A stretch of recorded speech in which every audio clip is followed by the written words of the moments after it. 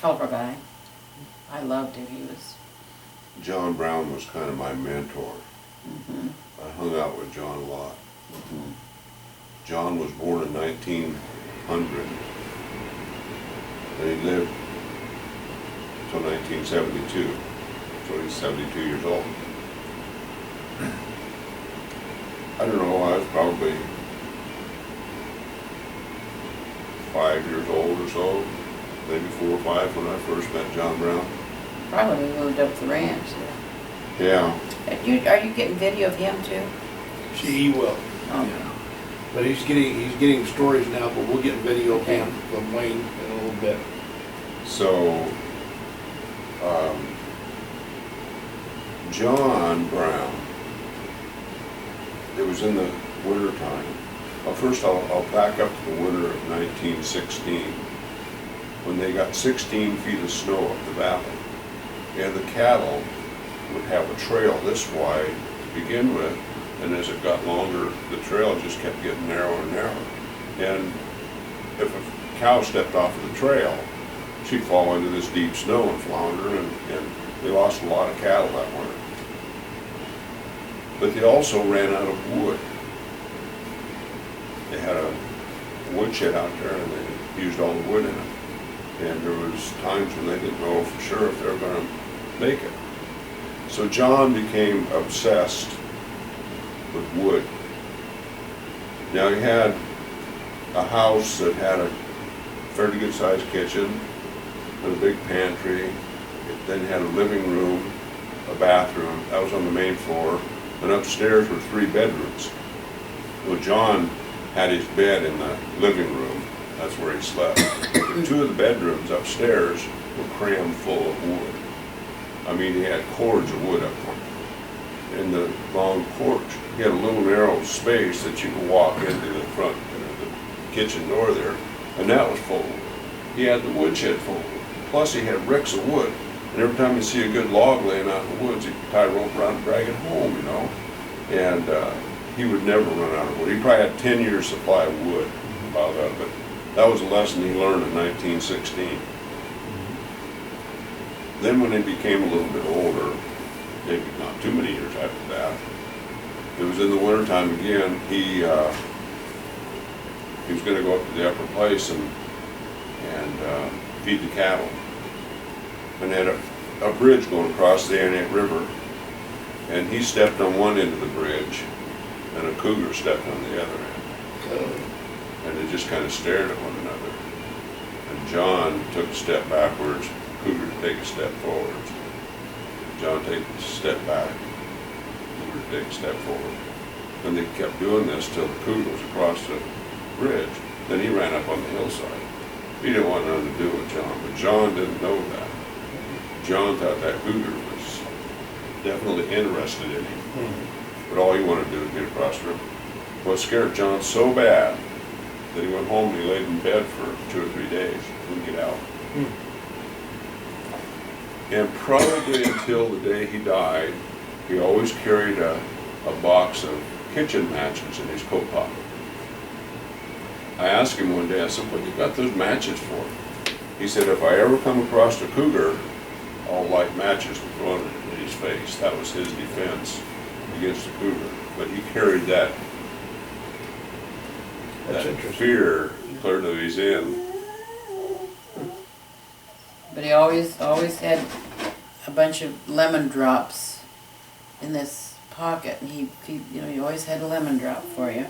I wish I could talk like he did, because he was quite a colorful guy, and he was related to Clarence Haynes. He was like a half brother, I believe. They had the same mother, I believe, and so he was related to Clarence Haynes, who would be AJ's great grandfather or whatever. Well, when John was in the 4th grade, I don't know where he was going to school. I assume it was there at Pinedale. I think so. They got to studying about the hanging of John Brown. History, yeah. American history. You guys remember that? So the kids thought it was only appropriate that they string him up. Molly. So they strung him up in a pine tree out back with a chunk of baling wire. everybody come back, that was during recess, and everybody come back to class except John. So the teacher went looking for him and found him hanging in the tree. And he turned purple already, and she cut him down and sent him home. And that was the last day he went to school. So he had basically a third grade education. Well, and didn't they say that after that, he just became kind of a recluse for a long, long time and got real heavy and sat in a lounge chair and didn't, I mean, that was pretty traumatic for him. But he never learned how to drive, but he always had a tractor, maybe two, and he'd hire somebody to drive them for him. And how long do you want to hear about John Brown? It depends on how long you want to tell us about John Brown.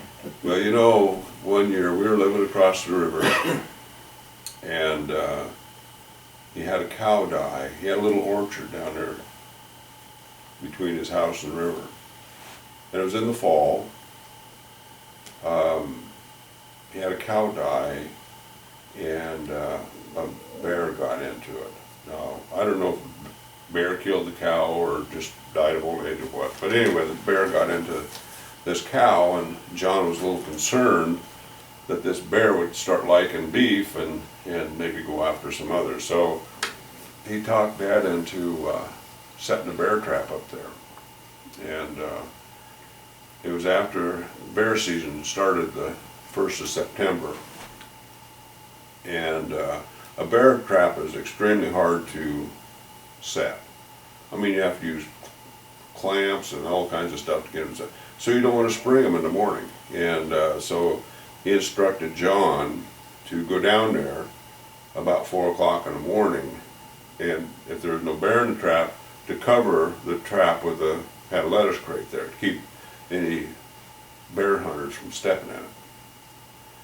So anyway, they set the trap, got it all set up, and the next morning John had to go down and check that trap.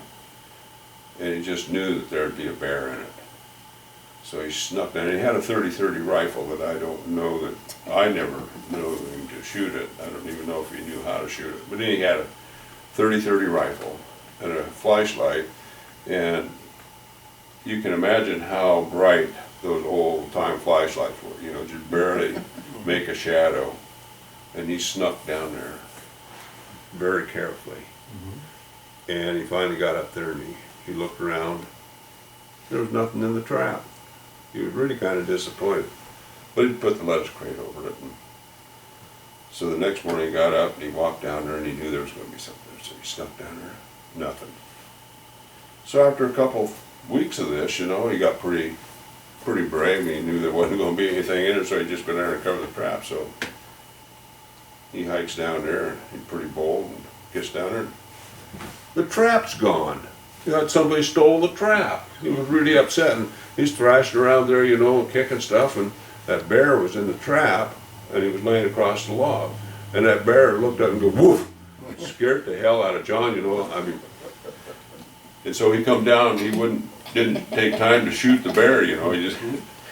And Dad said that he was in the kitchen. He saw John come. He said he was taking steps about 8 feet apart. John was a little short guy. So they jumped in the pickup, and there were a couple of bear hunters camped there at the end of the bridge, and we had an old plank bridge, and it made a lot of racket when you drove through there. And they woke the bear hunters up.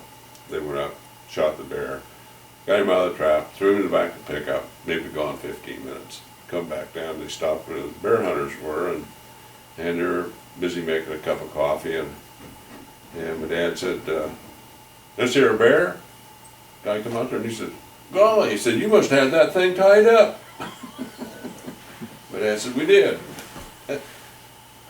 Well, you know, they skinned that bear, and it hadn't been eating, that cow had been eating berries, you know, and they rendered it out. And bear lard is really good for making pies. Good pie lard for pies. But anyway, I don't know what Dad was going to do with that bear skin, but he salted it and rolled it up and put it out in the woodshed on the shelf. none but, not very old. And it just scared me to death to go out in that woodshed after dark. And I knew that bearskin, sometime or another, just waiting for his chance to jump on me. And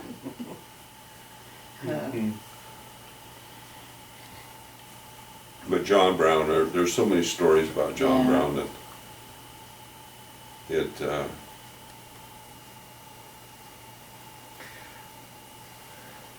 He's kind of a legend.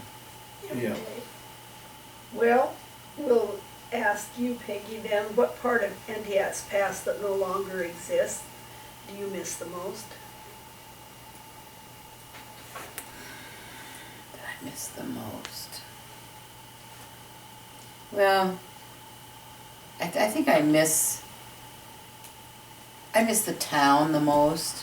And of course, when I was a kid, we didn't go to Wenatchee. I mean, if you went once a month, that was pretty good, And so, that's where we'd go to get our groceries and stuff like that. I miss the town mostly. I think of the Entiat.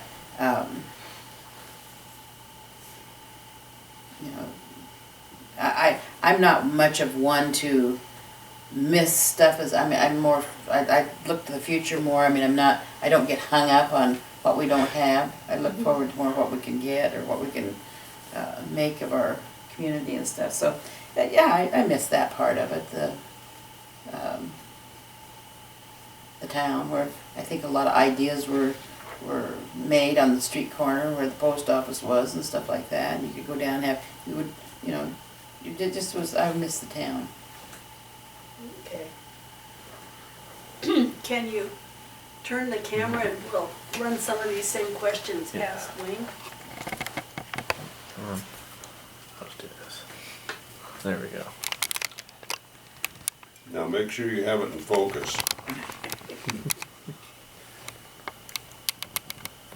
Do I need to move, Nick? Oh, you're good.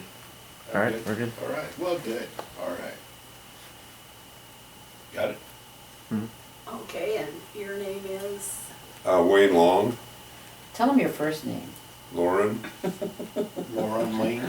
My name is Lauren Wayne Long. They named me that at the hospital.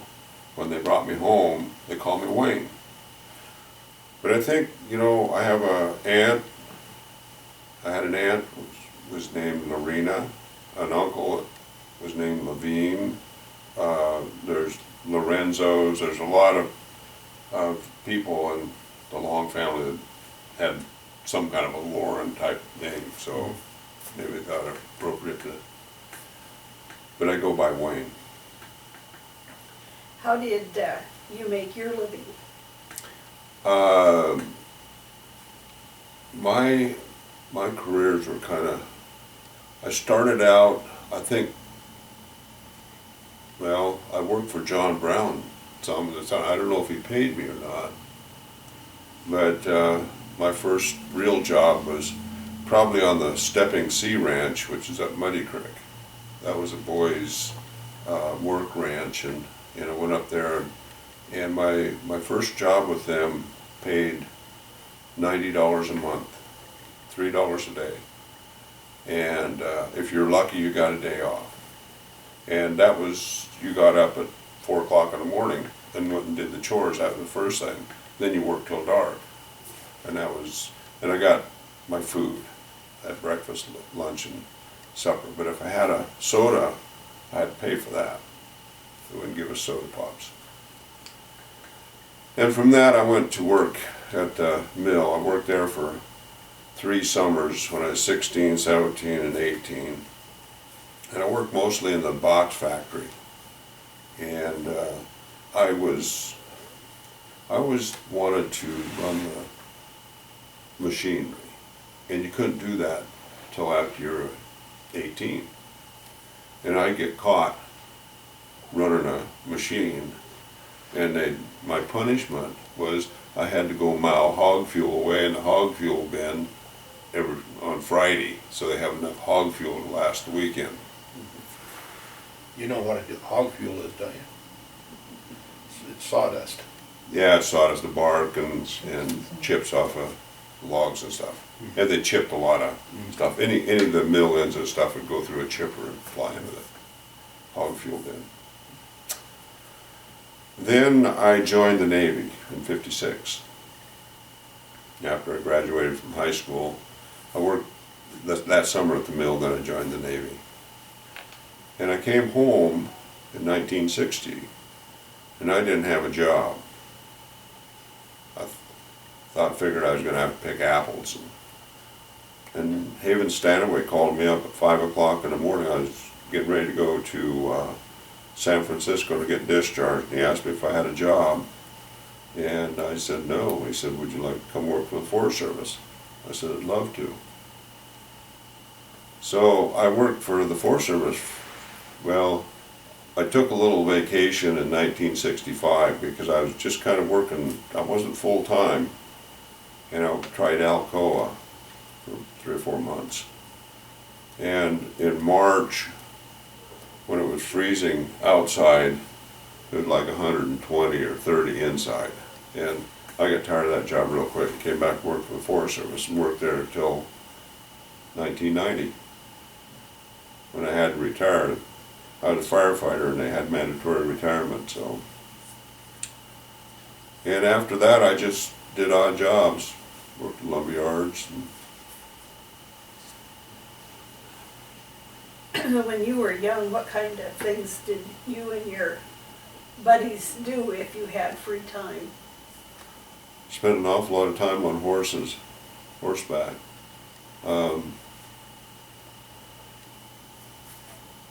Living up the valley, my buddies were, Scott Stanaway was we were pretty close. Jerry Williams, he lived just up the road, or down the road, which depending on what time of my life, because we lived above them to begin with and then below them. Now they had quite a deal. They had a light plant. And they had in this, it was almost like a cellar, a bank of batteries, or big batteries. They charged those things all day. Then they'd have lights at night, and all, it was really nice. Had a radio. And then Grant and Rush Roundy, that was about the size of my buddies up there.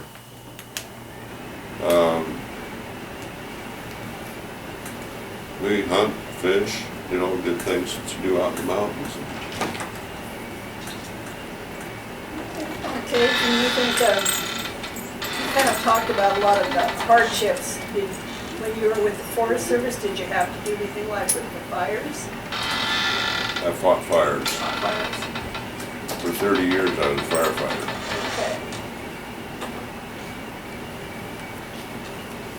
Okay. It was, yeah, there was a lot of challenging times when on fires. I thoroughly enjoyed the work.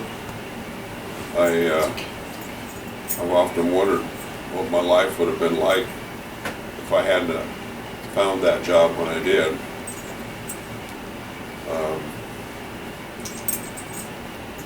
You know,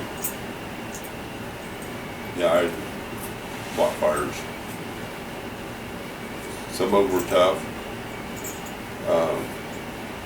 I eventually, in 1988, achieved the level of being an incident commander on fires, and I wasn't. I didn't run a national team. I had an area team, which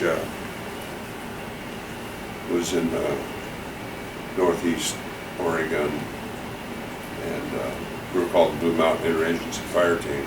Went back in '88 to the Yellowstone complexes. The fire I had, when they assigned it to me, was 120 acres. And it was, all the rest of the fires in Yellowstone were started by lightning, but this fire was a man-caused fire. And when we got there, it wasn't doing much. We flew over it, and I told my ops chief, I said, this is a piece of cake. I'll have this thing out before no time. So then we called for people to come help us. We didn't get any. And so our fire wound up being 88,000 acres.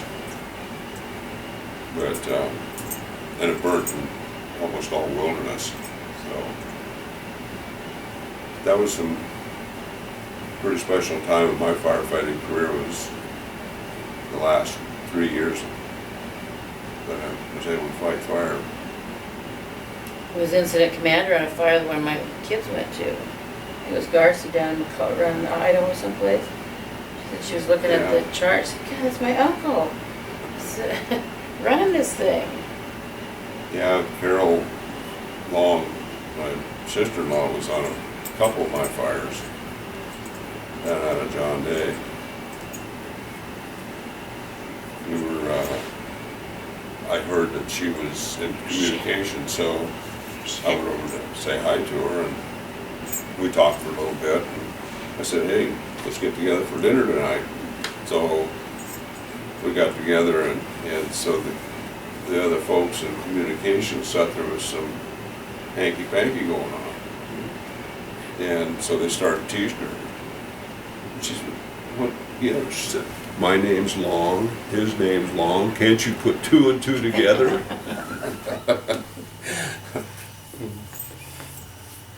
Well, I tell you, Judy and I taught in the same school, and those kids never did put us together. Is that right? Well,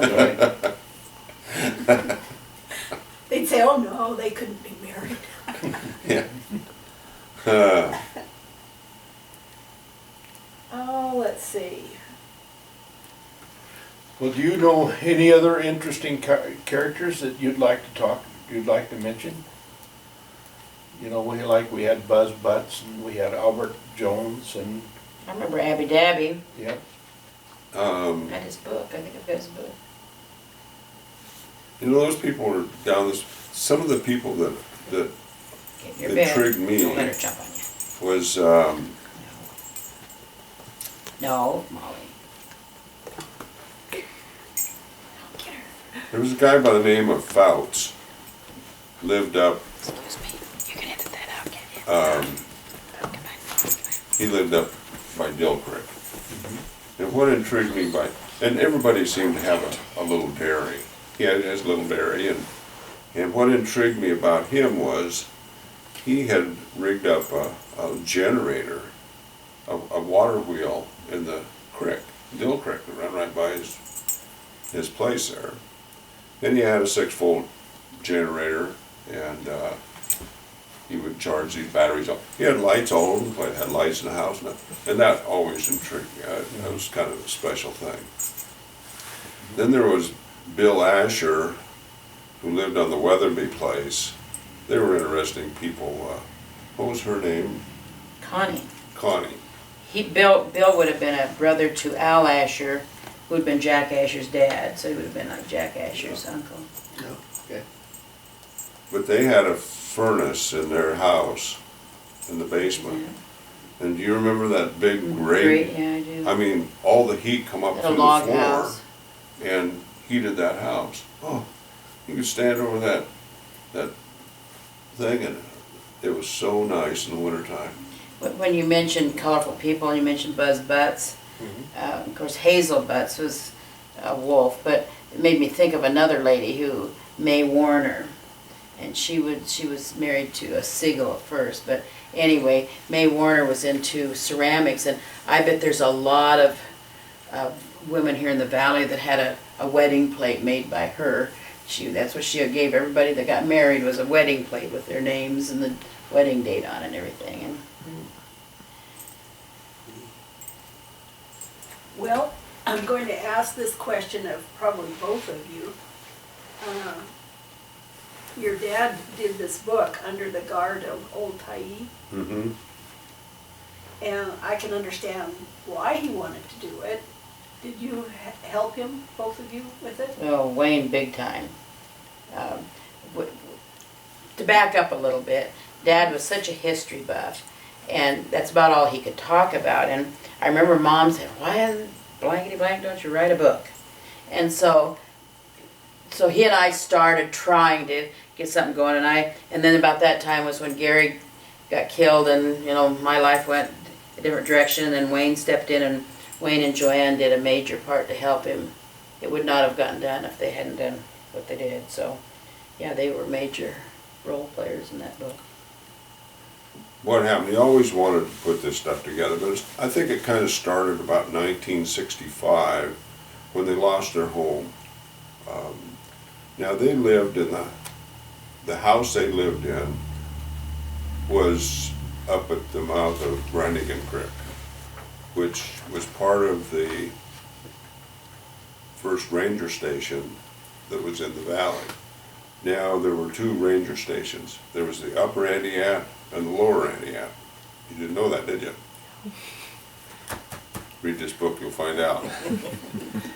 But the upper ranger district didn't stay very long. But the building stayed there, and when the CCCs came in 1934, they took that over, and that was kind of their headquarters there.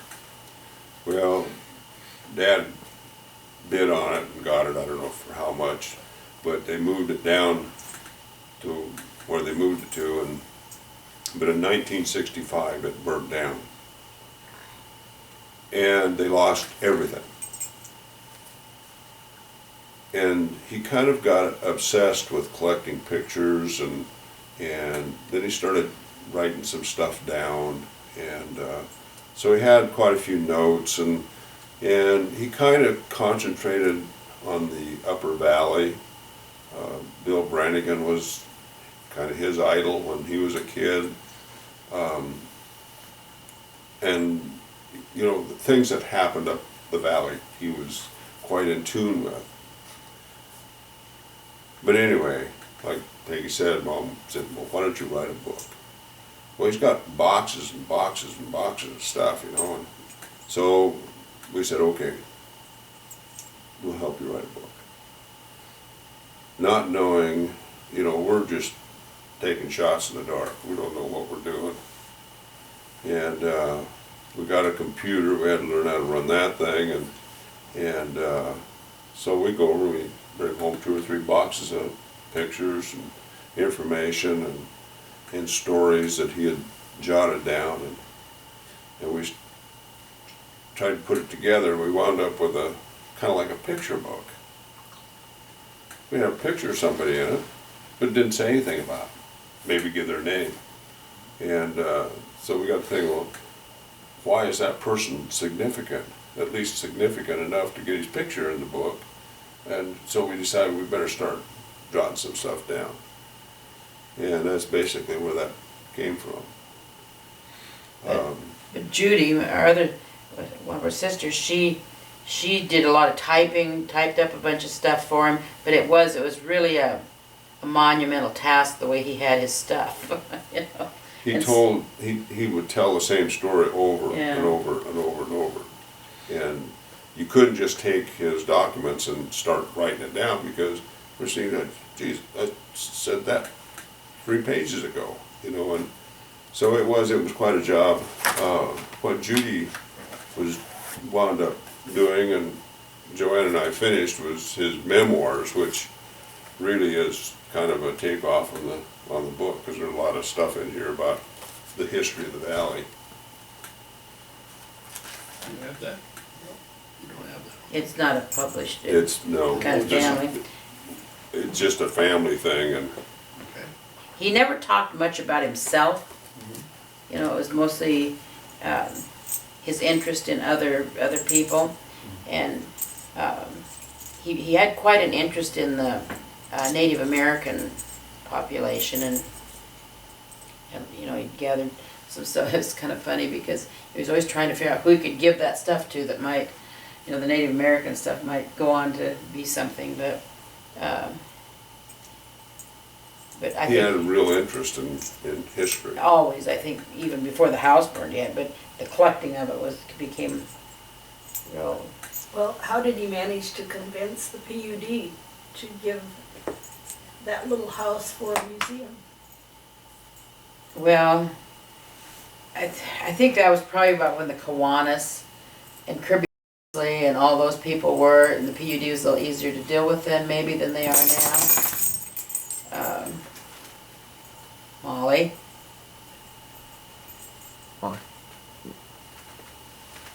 And I don't think there were many meetings. It was just kind of a, you know, Because that's quite an accomplishment to actually have the little home. but they never really got it, you know, anything. It was just kind of a given. Nobody's living in the house. Go ahead and move the museum into that Molly. Town. Did you have a museum someplace else? No, No. he was. I would say that he was totally instrumental in getting the museum going. Come on. I'll put you back outside. You're not a good girl. Yeah, there was a lot of struggles, you know, getting a sign to even say that Entiat had a museum, and that was a real struggle.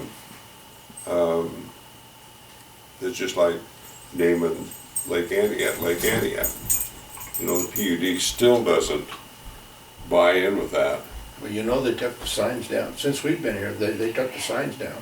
Oh, they're gone now? No, they're back up, Yeah. because was it the women's club? Somebody says, no, you're not gonna, it was, since they started doing, the town is doing what it's doing now, they said, no, you can't take those signs down, you've gotta put those signs back up. And they did. They put Yeah, I remember they took them down once before, and Yeah, yeah. but underneath it says the Rocky Reach Pool. You know, they're not giving any, you know, they flood the town, you know. What would it hurt to call it Lake Entiat? Yeah, exactly. Exactly. Well, then I'll ask you what I asked Peggy, what part of Entiat's past that no longer exists do you miss?